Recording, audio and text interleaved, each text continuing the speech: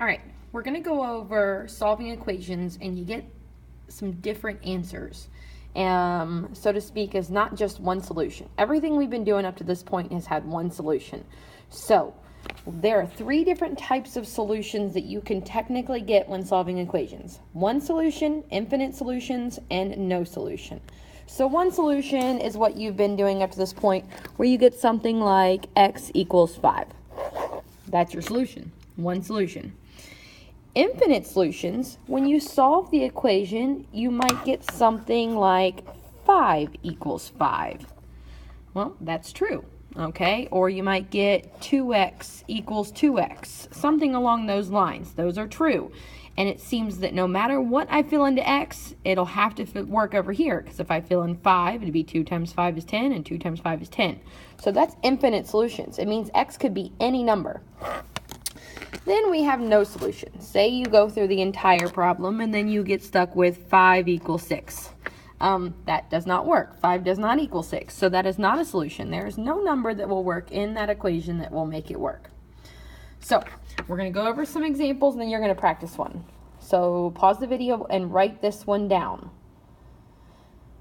Now, to solve this one, I look and I immediately see I have to do my distributive property. So I'm going to distribute this -6 to both of these. So I'm left with -6x's, and -6 times a -2, because I take the sign in front of it, is a +12.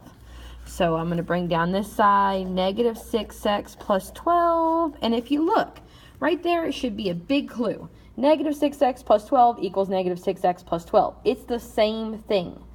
Now, I can continue to go try canceling stuff out to get x equals x, or I can notice when I have the same thing, that's infinite solutions. So I can stop right there and write infinite solutions.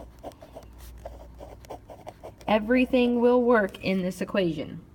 Anything I put in x, I could put in 5, I could put in pi, I could put in 1/10. All right, now the next one. Pause and write that one down. First thing I'm going to do is I'm going to do my distributive property again. That's an A. This is 3 times 6 is going to give me 18. And 3 times a -a is going to give me -3a's. And then on this side, I've just got -8 minus 7a's. Now, I'm going to get my a's to the side that has the most. That's just the way I do this. I don't know why. It's always been my thing. So I see the most technically is -3a's because that's less negative. So I'm going to cancel out these by adding 7a's to both sides.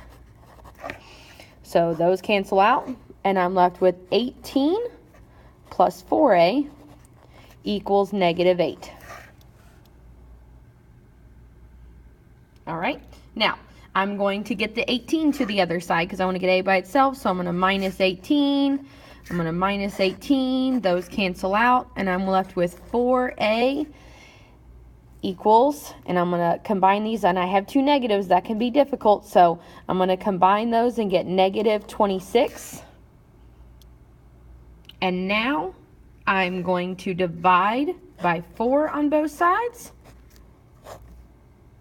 and I am going to get -26 divided by 4 is -6.5. So A equals -6.5. One solution. That's my answer. All right. Now my next one. Go ahead and pause and write that one down.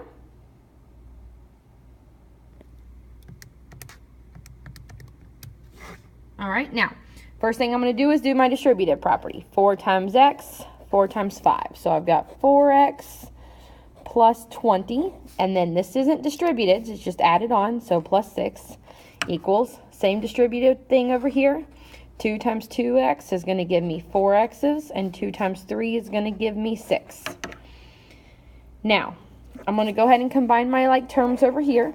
So I'm going to get 4x plus 26 equals 4x plus 6. Should be a red flag right now. I can see that if I have the same 4x's on both sides, but one side I'm adding 26 and the other side I'm adding 6. But I'm going to go ahead and try to continue solving it.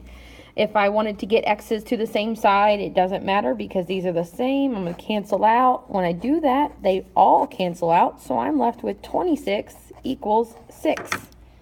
That is not possible. So I draw a line through the equal sign to prove that that is not possible, and I say that is no solution. There is nothing that I could fill into these x's up here that will make this equation work. All right, so now I want you to try one on your own. I'm going to give you one, and I want you to put the answer into the text box. So yours is 7. Then parentheses, y plus 3, in parentheses, equals 5y plus 8. Solve that one and see what you get.